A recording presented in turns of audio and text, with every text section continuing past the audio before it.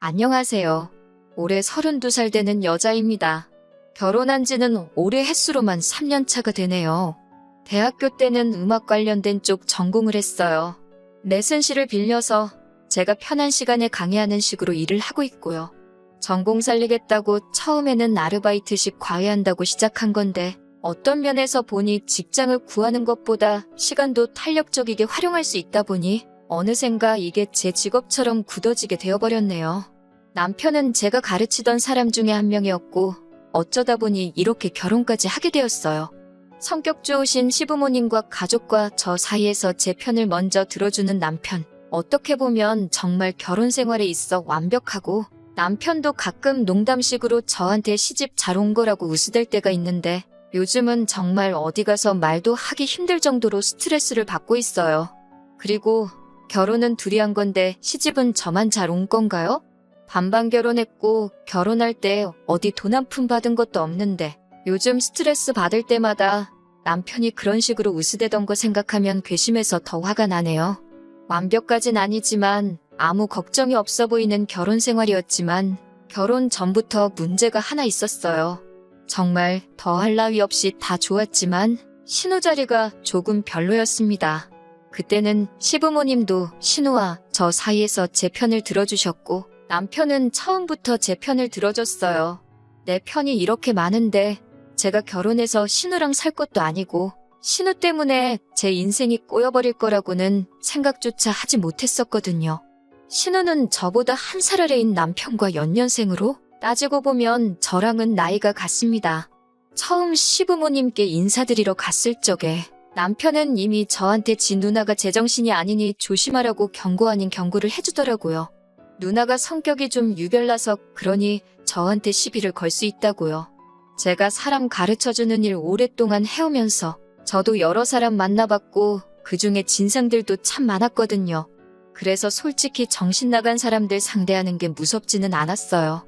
걸어오는 싸움도 피하는 타입이 아닌데 남편 말에 신우가 성격이 이상한 건 시부모님도 알고 계시니? 괜히 신우랑 싸워서 시부모님 입장 난처하게 하지 말고 저보고 참아달라고 사정사정하는데 저보고만 참으라고 하니 서운했는데 실제로 신우를 만나니 그렇게 말한 이유가 이해가 갔습니다. 정말 제가 본 사람 중에 으뜸이라고 해도 될 정도로 진상이었어요. 이미 제가 문을 열고 시댁에 들어온 순간부터 어디 한번 걸려만 봐라 하는 눈빛으로 쳐다보고 있었습니다. 결혼 전부터 남편과 저는 애초에 양가 도움 없이 우리끼리 결혼을 하자고 이야기가 된 상태였어요. 양가 부모님 모두 노후 대비가 끝나 있던 상황이지만 당장 목돈을 마련하기에는 여유 자금이 부족한 공통점이 있었거든요. 뭘 더 해주신다면 감사히 받을 생각이었고 친정에서도 시댁보다 더 해주면 더 해줬지 절대 모자라게 하지는 않으실 거라고 하셨기 때문에 엄청난 걸 바라거나 하지는 않았습니다. 대화 중 화제가 자연스럽게 결혼 후에 살게 될 집에 대한 이야기로 넘어갔어요. 시부모님이 경기도 외곽의 노후 대책으로 사놓은 아파트가 있는데 워낙 외진 곳이라서 재미도 못 보고 있다고 그 집에 신혼집을 차리라고 하기에도 출퇴근하기 영 그런 지역이다 보니 그 말도 못하겠다고 하십니다. 마음은 이만큼 해주고 싶은데 못 해주신다는 말을 돌려서 하시는 거라 단번에 이해를 했어요. 애초에 남편과는 그렇게 하기로 정했기에 서운하거나 하는 마음 따위는 들지도 않았습니다. 그런 말이 기분 나쁠 거 하나 없이 차라리 솔직하게 말해주신 게 감사할 지경이었죠. 저희도 애초에 양가 도움 없이 하려고 했다는 대답을 드리려던 찰나에 신우가 입을 열었습니다. 가족의 일원이니 발언권이 아예 없다고 하기는 조금 그렇지만 분명 신우가 끼어들 자리가 아닌데 입을 여니 살짝 의아했어요. 그런데 신우 입에서 나오는 말을 들으니 어이가 없는 걸 떠나 어처구니가 없더군요. 남편과 저를 쟤네들이라고 동시에 싸잡아서 낮춰 부르고는 시부모님 앞에서 어디 동네 유치원생도 안 부릴 땡깡을 부리기 시작했어요. 쟤들한테 그 집을 준다고 하면서 그러면 지금 살고 있는 서울집은 자기를 주는 게 맞다고 하는 겁니다. 맨날 아들만 저렇게 챙겨준다고 첫째가 버젓이 시집도 안 가고 있는데 둘째 먼저 결혼시키는 콩가루 집안이 세상에 또 어딨냐고 입에 아주 개거품을 물면서 말이에요. 신우가 시집 안 간 게 아니 못 간 게 그 누구의 탓도 아니고 지 탓인데 그걸 가지고 차별대운에 모내하면서 저러고 있으니 아주 꼴불견이었어요. 집도 시부모님께서 저희를 준다고 하신 것도 아니고 마음이 그렇지만 현실이 어쩔 수 없다고 사과하는 말이나 다름없었는데 그 집을 쟤네만 주고 자기는 아무것도 안 주기만 해보라고 그랬다간 지금 당장 이 자리에서 콱 혀를 깨물어버리겠다고 하는 겁니다. 자기 죽는 꼴 보고 싶지 않으면 알아서 잘하라며요. 신우가 난리법석 떠는 꼴을 보고 있으니 남편이 저한테 미리 경고한 게 무슨 말인지 딱 알겠더라고요. 성질이 더러운 게 아니라 저건 그냥 미친 사람이잖아요. 자리가 자리이니만큼 시부모님도 제 얼굴 보기가 그랬는지 신우한테 그 이야기는 나중에 하라고 핀잔을 주시더라고요. 그런데 신우는 오히려 그 말에 폭발을 해서 꽥꽥 비명을 지르면서 바닥에 대굴대굴 굴러다니기 시작했어요. 제가 사회생활 하면서도 여러 사람 봤지만 진짜 이 정도로 철저하게 사람이 미치면 이렇게 되는구나 싶었던 게 신우가 처음이었습니다. 집이 난장판이 돼가기 시작하니 제가 그 꼴을 보러 여기까지 왔나 싶어서 대화를 빨리 마무리 짓기 위해 입을 열었습니다. 집은 안 주셔도 상관없고 애초에 우리 둘이서 준비하려고 했다고요. 정작 중요한 이야기는 시작도 못했는데 이미 신우 때문에 분위기가 개판이 되는 바람에 첫 인사드리는 자리는 그렇게 끝나버리고 말았어요. 그렇게 저도 상황이 일단락된 줄로만 알았습니다. 그런데 그 다음 날 제 번호는 어떻게 알아낸 건지 처음 보는 번호로 전화가 왔길래 받아보니 신우더라고요. 그러더니 전날 있던 일을 가지고는 아주 자기가 우스워 보이냐고 하면서 성질을 내더라고요. 머리는 폼으로 달고 다니냐고 생각이란 걸 좀 하라고 하더라고요. 제가 누굴 우습게 봤냐고 하니 제가 시부모님이 집을 준다는 말에도 사양을 하면서 자기들은 세상 둘도 없는 효자가 되고 자기는 부모 재산 노리는 불효자로 만들었다는 겁니다. 그건 누가 봐도 제가 그렇게 만든 게 아니고 현실이 그렇지 않느냐고 비아냥댔지요. 말이야, 손이 신우지. 나이도 저랑 같고 남편의 누나만 아니면 그냥 제 또래의 여자잖아요? 예의는 신우가 없는 건데 어깃장을 부리니 저도 인내심에 슬슬 한계가 오더라고요. 언제까지 시부모님 등골 파먹을 생각하지 말고 독립할 생각을 하라고. 그리고 그 아파트는 시부모님 재산이니 두 분이 알아서 하실 문제고 정 탐이 나거든 나는 관심 없으니까 시집갈 때 한번 물어나 보라고 하고 전화 끊어버렸습니다. 저랑 남편은 그런 거 없어도 평생 먹고 살 자신 있다고 하고요. 한마디 하려고 전화했는데 역으로 한 소리를 들으니 분했는지 전화가 계속 걸려오더라고요. 곧바로 전화번호 차단해버리고 남편한테 연락했죠. 너네 누나한테 전화 안 오게 하라고요. 남편이 자초지종을 듣자마자 한숨을 푹 쉬더군요. 이야기 들어보니 저 돌아가고 난 다음에도 집에서 저보고 아주 아랫사람들 자세가 안 되어 있다고 하면서 모가지가 뻣뻣한 거 보라고 시집만 한번 와보라고 자기가 정신머리를 아주 뜯어고치겠다며 울음장을 놓았답니다. 그리고 이어서 그날 저녁에는 시부모님한테까지 전화가 왔어요. 미안하다고 하시더라고요. 신우가 옛날부터 욕심이 그렇게 많았고 자기가 잘 따라오지 못하고 동생이 잘 아는 걸 가지고 자기 탓을 안 하고 시부모님이 동생만 편애한다는 식으로 받아들였다네요. 신우한테 투자를 더하면 더했지 절대로 덜 한 적 없다고 하시는데 지가 못해놓고 왜 그러는지 모르겠다고 하시면서요. 잘 풀린 동생을 보니 자격지심에 질투를 하는 거라고 저보고 이해를 해달라고 하더라고요. 신우 시집 보내기 위해 자리를 백방으로 알아보고 계시고 신우도 딴 집으로 시집 가게 되면 출가회인의 마음을 역지사지로 생각하지 않겠냐고 하면서 저보고 참아달라고 말입니다. 저대로 시집 보내면 일주일도 안 돼서 반품당할 거라는 말이 목끝까지 차올랐지만 그냥 있었네요. 신우가 저러는 걸 제가 참아야 할 이유는 없었지만 직접 전화하셔서 사과까지 하셨는데 그렇게 하겠다 했습니다. 하지만 한편으로는 신우가 저렇게 된 게 뭐든지 오냐오냐 해주고 넘어가준 시부모님 탓이 가장 크지 않을까 생각했어요. 반대로 남편도 시부모님도 신우가 저러는 게 억지인 거 알고 제 기분을 헤아려 주려고 노력하시니 말만 저렇게 하고 아무 힘도 없는 신우 때문에 제가 결혼까지 포기할 이유는 없다고 생각했습니다. 어차피 결혼하면 남편이랑 살지 신우랑 사는 게 아니니까요.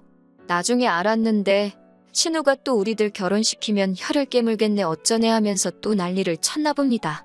이쯤 되니 신우가 죽겠다 하는 게 실제로 행동에 옮길 자신은 없고, 그렇게 하면 시부모님이 한 수 접어주고 지가 원하는 대로 해주니 일이 안 풀리면 버릇처럼 쓰는 말이라는 걸 알게 되었어요. 신우는 제가 예상한 대로 저희 결혼 생활에 아무런 문제가 되지도 않았습니다. 오히려 저희가 시부모님께 용돈을 드리면 시부모님이 저희 가고 나서 그 돈을 신우 쓰라고 주셨던 것 같아요. 그러니까 저희가 시댁에 찾아오는 게 싫어도 반대도 못하고 끙끙대고만 있었겠죠. 제가 힘들게 번 돈 신우 좋으라고 계속 드리기는 싫으니 이 사실을 알고 난 다음부터는 돈이 아니라 선물로 가져다 드렸네요. 그래도 염치는 조금 남아있는지 제가 선물 싸올 때마다 얼굴 표정이 썩어가지고는 아무 말도 못하고 발을 동동 구르는 꼴을 보는 재미가 참 쏠쏠했습니다. 코로나 터지면서 저 같은 경우에는 하던 일에 타격이 조금 있었습니다. 내순실 구하기도 힘들어지고 해서 한동안 일을 못하게 되었어요. 원래는 자녀 계획이 결혼하자마자 최대한 빠르게였는데 직구하는데 저금을 많이 사용했다 보니 1년에서 2년 정도는 더 모아놓고 아이를 갖는 게 더 좋겠다는 생각이 들었습니다. 좋을 거 하나 없는 나날이 계속되었는데 그나마 환영할 만한 소식이 하나 들려왔으니 그게 바로 신우의 결혼 소식이었습니다. 신우가 난데없이 결혼할 사람을 데리고 온다고 하여 저희도 부랴부랴 시댁으로 향했습니다. 그런데 분위기가 영 좋지가 않더라고요. 시부모님 앞에 웬 남자가 납작 엎드려 있고 그 인자하신 시부모님마저도 이 상황을 뭐라고 해야 할지 모르겠는지 고개를 돌려 애써 상황을 외면하려 하셨어요. 상황 파악을 하고 나니 시부모님 심정이 이해가 가더라고요. 결혼한다고 데리고 온 남자가 이제 막 군대 다녀온 22살짜리 대학생이었으니 말입니다. 아무리 사랑의 나이도 국경도 없다지만 이건 좀 아니다 싶었어요. 남자 쪽에서는 신우의 뭘 보고 저렇게 결혼을 하려고 무릎까지 꿇었나 싶었는데 알고 보니 속도 위반이었네요. 어린 나이에 그래도 책임져 보겠다고 저러고 있는 게 장하기는 했는데 솔직히 모아놓은 거 하나 없이 평생을 백수로 살아온 신우에 이제 막 군대 다녀온 22살짜리 애송이가 결혼해서 얼마나 행복하게 잘 살겠어요? 그렇다고 양쪽 집이 평생 일 안 해도 놀고 먹을 수 있을 만큼 부잣집도 아닌데 말이죠. 시부모님도 신우 결혼해서 독립시키는 게 평생의 소원이라고 하셨는데 절대로 이런 식의 결혼은 아니었을 거예요. 그래도 신우가 죽어도 이 남자랑 결혼을 하겠다고 하니 자식이기는 부모 없다고 신우가 행복하다면 그걸로 된 거라고 결혼을 위해 지원을 아끼지 않기로 결심을 하셨답니다. 남자 쪽에서 시부모님이 결혼을 포기하게 만들려고 내건 어이없는 조건들도 시부모님이 살고 계신 집을 신우한테 주면서까지 전부 다 맞춰주려 애를 쓰셨어요. 덕분에 시부모님은 강제로 노후 대비책인 경기도 집으로 이사를 나가게 되셨죠. 아직 아버님이 일을 하고 계셔서 거기서 서울까지 출퇴근하셔야 하는데 왕복으로 3시간씩 걸린다니 제가 다 마음이 안 좋더라고요. 그만큼 이 결혼을 하고 싶어하는 건 온 세상의 신우 단 한 명뿐이었을 거예요. 아무리 좋은 게 좋은 거라지만 더 늦어버리면 돌이킬 수도 없으니 잘 생각하라고 말했죠. 저는 진심 어린 조언이었는데 신우는 저보고 자기가 시부모님 서울집을 받게 되니 그게 배 아파서 그러냐고 비아냥대더군요. 그래서 그냥 말을 말자 싶었습니다. 신우는 신우 인생이 있고 나는 내 인생이 있으니 나만 잘 살면 된다고 생각했어요.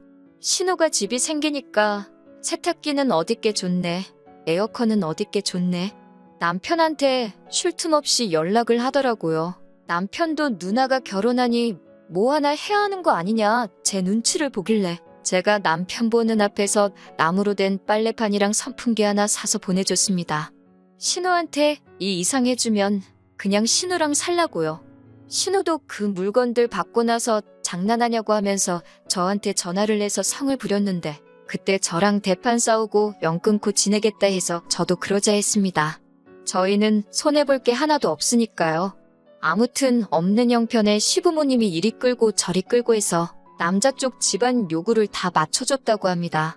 그러다 지푸라기라도 잡는 심정으로 신우한테 친자검사 의뢰를 요구했다나 봐요. 신우도 꼴릴 게 없는지 아주 당당하게 응했는데 세상에 검사 결과 그 남자가 아이 아빠가 아니라는 결과가 나왔습니다. 그날로 결혼이 파토 나버린 건 두말할 것도 없고 집도 아주 난리가 났더라나 봐요. 신우가 그때쯤 만난 남자가 한두 명이 아니었나 봅니다. 그 중에서 제일 잘난 놈을 골라 그 남자를 아이 아빠로 하기로 결정을 했나 봐요.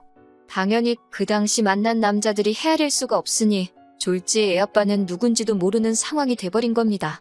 그리고 제가 걱정한 대로 돌이키기엔 너무 늦어버린 거예요. 그렇게 신우는 엄마가 되었고요. 직장도 없고 뭣도 없는 신우가 혼자 어떻게 애를 키우겠나요? 시부모님께서 다시 합가를 하자 제안하셨답니다. 그런데 신우가 내 집에 들어와서 살 생각은 꿈도 꾸지 말라고 했다는 거예요.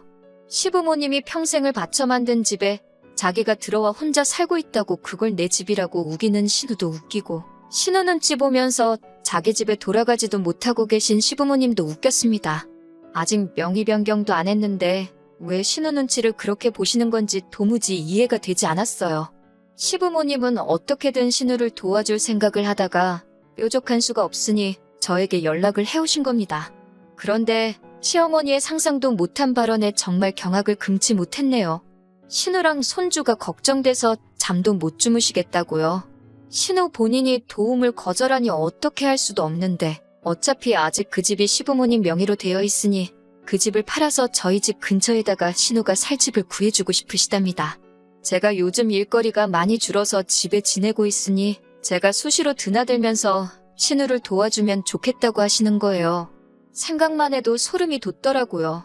그렇게는 할 수 없단 말씀드리니 오며 가며 힘들지 않게 집도 가까이 새로 구해줄 건데 어려운 일 아니지 않냐며 꼭 좀 부탁한다고 하시는 거예요. 신우가 저희랑 연 끊고 지낸다 했다는 말씀을 드려도 막무가내셨습니다. 그래서 저도 똑같이 막무가내로 나갔어요. 제가 신우가 싼 똥까지 치워주면서 결혼 생활을 해야 하면 차라리 저도 이혼하는 걸 택하겠다고요. 지금 남편과 저 사이에 아이도 없고 결혼도 반반 결혼했는데 아쉬울 게 전혀 없다고 말이죠. 제가 강하게 나가니 시어머니도 따로 말은 못하고 돌아가셨는데 돌아가는 뒷모습이 안쓰럽기도 하고 씁쓸하기도 하고 여러 가지 생각이 교차했네요. 결국 집에 돌아와 남편과 상의 끝에 신우가 집 근처로 이사오는 일은 절대 없도록 하고 무슨 일이 있을 때 제가 아닌 남편이 가서 신우를 도와주기로 했습니다. 결과적으로 제가 할 일은 하나도 없지만 도의적으로는 남편이 퇴근하기 전 시간에 신우가 도움이 필요하거나 무슨 일이 생긴다면 제가 가게 되어버린 거죠. 남편도 그 계산에 저러자고 한 것 같아요. 이제 와선 시부모님이나 남편이 내 편이라 생각했던 제가 너무나 어리석게 느껴지네요. 팔은 결국 안으로 굽을 수밖에 없는가 봅니다. 답답해서 이렇게 한번 사연 남겨봤어요. 사연 보내드린 지 반년 만에 이렇게 다시 찾게 되었네요. 정신 못 차린 신우 때문에 온 가족이 피해보던 사연을 보냈던 사람이에요. 신우가 독립을 하게 되면서 시부모님께서 신우한테 생활비를 주신다고 하셨어요. 오지랖이기는 하지만 제가 그건 좀 아닌 것 같다고 말씀드렸네요. 솔직히 신우가 저렇게 된 이유 중에 시부모님 탓도 조금은 있는 거라고 그동안 참아온 말도 했어요. 지금은 신우가 자립할 수 있게 도와줄 때지. 시부모님께서 신우한테 더 이상 생활비를 주지 못하게 되었을 때 그때가 언젠가는 오지 않겠냐고 했죠. 시부모님이 저보고 그럼 어떻게 해야 하냐고 물으시더라고요. 신우가 시부모님이 집에 오는 걸 반대를 하고 나섰으니 하는 수 없이 집으로 출퇴근하는 시터분 한 명을 고용해서 신우한테 붙여주기로 했습니다. 신우는 대신 일자리를 구해서 출근을 하는 방식으로요. 일을 안 하면 당연히 시터도 구해주지 않을 것이고 일체의 생활비 지원도 없을 거라고 했어요. 그리고 신우가 지금 시부모님에게서부터 뺏어가다시피 한 서울집은 신우가 증여세로 들어갈 돈을 모아올 때까지 명의 변경은 절대 해주지 않기로 정했고요. 그러니 신우는 하기 싫어도 일을 시작해야 했습니다. 신우가 한 달 일해서 벌어오는 돈이 집으로 출퇴근하며 아이 봐주고 집안일 해주시는 시터분 월급보다 적은 배보다 배꼽이 큰 웃기지도 않은 상황이 발생했지만 그래도 신우가 정신 차리고 일을 시작한 부분에 의미를 두기로 했어요. 시부모님도 굉장히 흡족해 하셨습니다. 실제로 제가 후기를 보내기까지 정말 신우는 열심히 사는 것처럼 보였어요. 그런데 얼마 전에 기어이 일이 터지고 말았네요. 아이 돌봐주시는 분이 사색이 되어서 시부모님이면 남편한테며 연락을 했다고 하더라고요. 보통 신우가 출근하기 전에 그분이 집에 도착하시는데 아이만 혼자 있고 신우는 없더래요. 시터분이 무슨 일인가 하고 집을 살펴봤는데 거기에 신우가 힘들다, 갑갑하다 뭐 이런 식의 편지를 써놓고 출근도 하지 않고 사라져버린 거죠. 집에서는 아주 난리가 났죠. 저도 그날 일정을 다 취소하고 남편도 회사 휴가 내고 나와서 시부모님하고 다 같이 집 나간 신우 찾는다고 아주 한바탕 했어요. 전화도 안 받는데 아무리 대한민국 땅이 좁다고 한들 마음 먹고 잠적한 사람을 무슨 수로 찾겠어요? 경찰에 실종신고도 하고 난리가 났습니다. 시부모님은 우리 딸 어떡하냐고 그러면서 아주 집이 초상집 분위기가 되었어요. 그리고 그날 새벽에 서울 외곽에 있는 한 술집에서 전화 한 통을 받게 되었습니다. 신우가 거기서 술 먹고 뻗어 있다는 연락이었습니다. 가게 문 닫아야 되니까 제발 좀 데려가 달라고요. 새벽에 온 가족이 차 끌고 거기로 갔더니 아주 온 가족이 걱정시킨 것과는 다르게 세상 행복한 표정으로 지집 안방인 것 마냥 퍼질러 자고 있더라고요. 사장님 말씀이 진상도 아주 이런 진상이 또 없었다고, 계산도 안 했다고 술값까지 내야 했어요. 혼자 와서 술을 진탕 마시고는 남자 손님들한테 가서 자기 술값 내주면 오늘 하루 놀아주겠다고 아주 난리도 아니었답니다. 그 와중에 합석하게 된 남자들이 저 여자가 계산할 거라고 하고는 술은 또 있는 대로 마시고 주랭랑을 쳤다네요. 뭘 어떻게 마셔야지 동네 술집에서 술값이 50만 원이 나오는지는 모르겠는데 그 주랭랑을 친 테이블값까지 계산을 해줘야 했어요.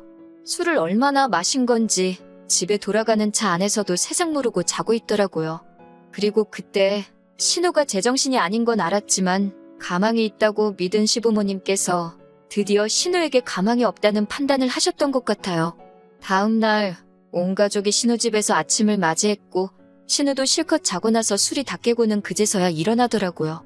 그리고 온 가족이 자기를 구경하듯 보고 있으니 신우도 직감적으로 자기가 큰일이 났구나 싶었던 거예요.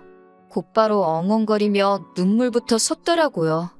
혼자서 애 키우는 게 얼마나 힘든지 아냐? 아빠도 없이 자랄 아이가 너무 불쌍하다. 전부 감정에 호소할 만한 것들로 말입니다. 시어머니가 눈 하나 깜빡 안 하고 그래서 어떻게 하고 싶어서 애도 집에다 내팽개쳐두고 술을 마시러 간 거냐고, 애한테 아빠만 들어주려고 그 먼 곳에 있는 술집으로 간 거냐고 화를 내시니 신우가 완전 쫄아서 당황을 하더라고요. 이게 아닌데? 평소였으면 먹혔을 텐데 하는 표정이었죠. 그러고서는 부린다는 억지가 솔직히 아이 혼자 못 키우겠다, 너무 힘들다, 아빠 없이 자랄 아이 생각하면 자기도 마음이 아프다 했던 이야기 계속하면서 마침 저희 부부가 애가 없으니까 저희 보고 아이를 데려다가 키우면 좋겠다고 하는 겁니다. 그리고는 또 이러다가 나 힘들어서 죽겠다, 가끔씩 나쁜 생각이 든다 하면서 평소에 하던 죽겠다는 레파토리를 또 하고 있는 거예요. 사람 못 고쳐 쓴다더니 고작 3개월 하는 거 보고 신우가 정신 차렸네 했던 저희들 꼴만 우스워졌죠. 시어머니가 신우한테 슬그머니 다가가더라고요. 평소에 저렇게 나오면 시어머니가 달래주고 한번 껴안아 주셨나 봅니다. 신우가 팔을 뻗어서 시어머니한테 안기려고 하더라고요. 저도 그 모습을 보고 이번에도 그냥 저렇게 넘어가는가 보다 하고 한숨이 나올 지경이었죠. 근데 짝 하는 소리에 놀라서 보니 시어머니가 신우 뺨싸대기를 한 대 올려붙이시더라고요. 자식 새끼 배 아파 낳은 어미가 할 소리냐고, 그 정도 힘든 걸로 애를 버렸으면 너는 벌써 골백 번도 버려졌을 거라고 하면서 쉬지 않고 신우 뺨이며 등짝이며 아주 시원하게 두들기셨어요. 결국 신우는 물려받기로 한 집까지 다시 빼앗기고 시부모님이 이 집으로 다시 들어와 지내기로 했습니다. 아이는 시부모님이 돌봐주시기로 했고 신우는 그 길로 쫓겨났어요. 사람 돼서 살 준비가 되기 전까지 돌아올 생각 말라고, 아이는 당신들이 너가 하는 것보다 훌륭하게 키우고 있을 테니 통장에 2천만 원 채워서 혼자 살아갈 수 있다는 모습 보여주기 전까지는 이 집에 얼씬도 하지 말라고 말하고요. 신우는 시부모님 발목 붙잡고 제발 살려달라고 펑펑 울다가 시부모님이 단호하게 안 된다고 하시니 그때부터는 저한테 존댓말까지 하면서 저 좀 그 집에서 살게 해달라고, 제발 좀 살려달라고 울더라고요. 제가 어머님 뜻을 어떻게 거역하겠어요. 형님, 하고 거절했지요. 결국 신우는 자기 짐 챙겨서 쫓겨나게 되었어요. 시어머니가 참 어려운 결심을 하신 것 같아요. 제 말이 100번 맞다고 하면서 신우가 저렇게 된 거 다 당신 탓이라고, 내가 저렇게 키워놓고 저한테 도와달라고 해서 미안했다고 하시며, 신우는 책임지고 당신이 다시 사람을 만들어 놓겠다고 하십니다. 남편 통해 신우 소식을 전해 듣고는 있는데 지금 숙식 가능한 기숙사 공장을 들어가서 열심히 돈을 모으고 있다고 해요. 아이는 잘 크고 있냐고 물어보고 보고 싶다고 하는 게 이제 모성애도 생긴 것 같은데 아직 정말 개과천선했는지는 좀 더 두고 봐야 할 일이겠죠. 시부모님도 아직 시기상조라고 신우가 많이 보고 싶지만 좀 더 지켜보고 확신이 서기 전까지는 볼 생각이 없다고 하십니다. 무엇보다도 이젠 더 이상 제가 신우 뒷바라지까지 생각하지 않고 지낼 수 있게 된 부분이 가장 마음이 후련하네요. 이제 저희 부부도 시작도 못한 자녀 계획 시작하고 다시 행복하게 살아갈 준비를 시작해야겠어요.